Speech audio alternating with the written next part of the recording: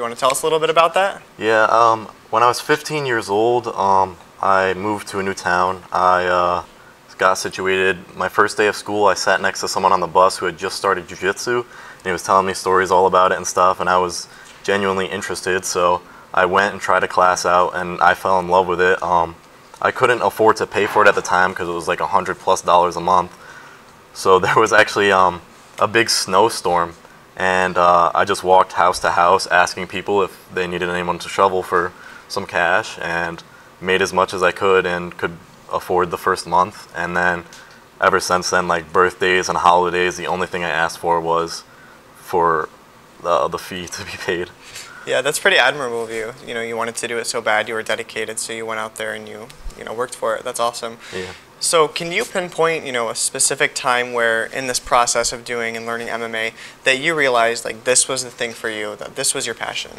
Yeah, I was around 16 years old, I think, when I did my first competition, and I went out there. I was super nervous, so nervous. I remember like not being able to eat anything the whole morning, and then I went out to my first match. I got my butt kicked, but it was a good experience, and like after that I was like, I need to do this again. It was so much fun. Like it's like another feeling when you're out there doing it.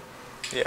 Have you gotten any of your friends or family into this, and like how so, and how has it been for them? I'm always wrestling and stuff with my siblings, and I got a few of my friends into it. I've tried to get everybody I know into it at one point or another. They don't always stick with it, but I have one good friend that's stuck with it for a while, and he's like probably my best friend. But yeah. So what does a typical rehearsal or practice look like for you? Well, you get there, it's like, usually it's striking first, so you'll do like boxing or like kickboxing, Muay Thai, and then like after you're tired out from that, whoever stays usually switches to like a form of grappling, whether it's like jiu-jitsu or wrestling, sambo, something along those lines. Gotcha. Do you have any advice for somebody like me who has not really been into it yet, but would maybe be interested in trying it? Any tips? Yeah, definitely. I would do a little research into it, just so you know what you're getting into. Maybe bring a close friend so you're not like super uncomfortable there, because it's a whole different environment. Make sure you have the proper training gear and stuff. But yeah. Gotcha. Do you have any upcoming shows you want to let people know about so we can come out to those? May 11th, I'm fighting at Gladius 36 at 155 pounds and Horseheads. Awesome. That'll be my debut. All right, cool. Thank you so much. No problem. All right, so I'm really glad that we got to learn some things about you today, and later we will find out more about Jude on this show, Broome Up Front. Stay tuned because we have something very special for you.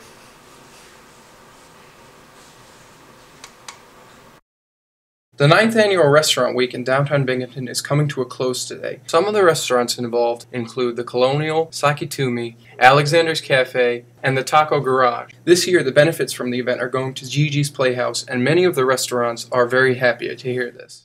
So we've been with it for years. It's a great thing for the local businesses, and it's great for the charity that's involved every year. Most of the local restaurants are very excited about the event, with many appreciating the new business. Many people who wouldn't eat at the restaurants are eating at the restaurants, and it is helping to foster in a new, more welcoming atmosphere to the downtown area. For 10 days, we have everyone coming in. People that normally wouldn't be coming downtown want to try out all the different restaurants. This, of course, is helping the already blossoming reputation for Binghamton as a welcoming college town.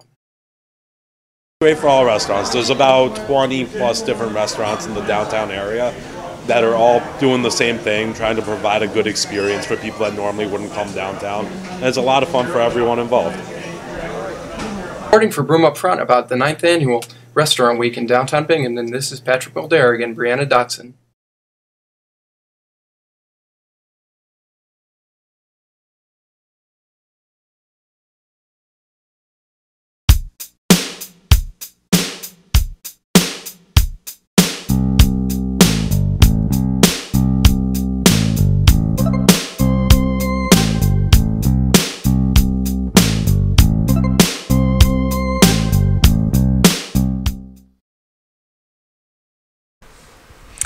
And we are back. Jude has his equipment on, so it looks like we are looking at a real professional here.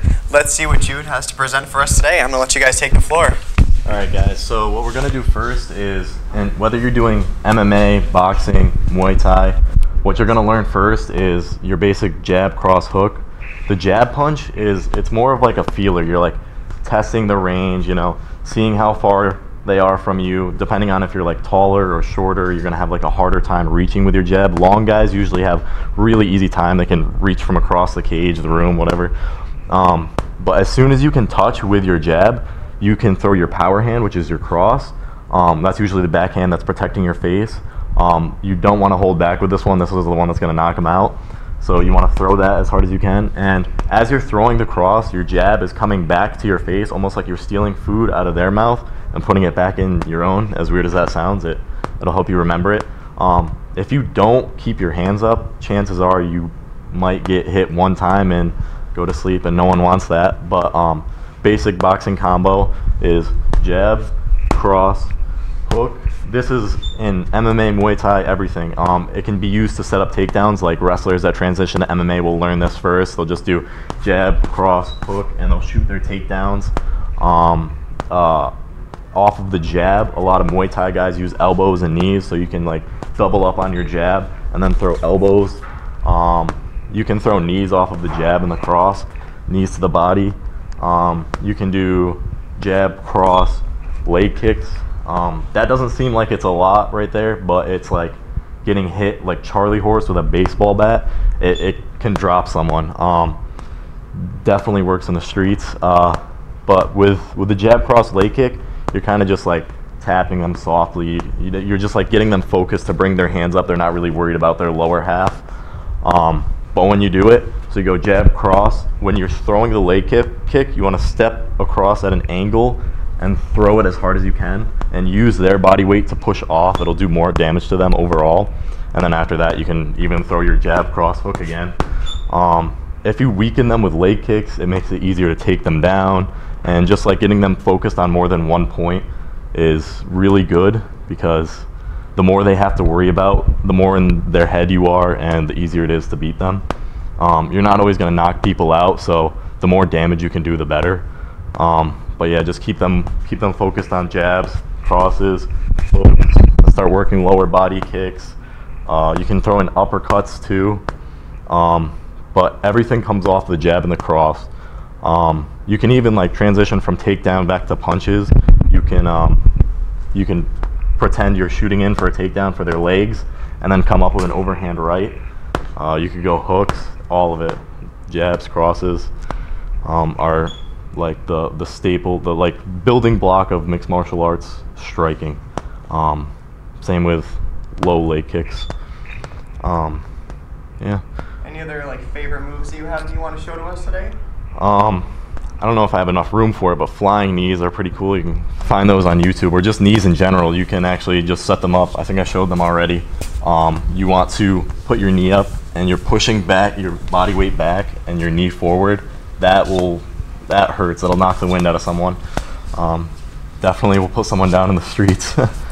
All right, that was very impressive. Thank you, Jude. No I don't even think I can do any of that, but that is all the time that we have for today. It was a pleasure catching up with you, and catch up on the latest updates here at Broome Up Front.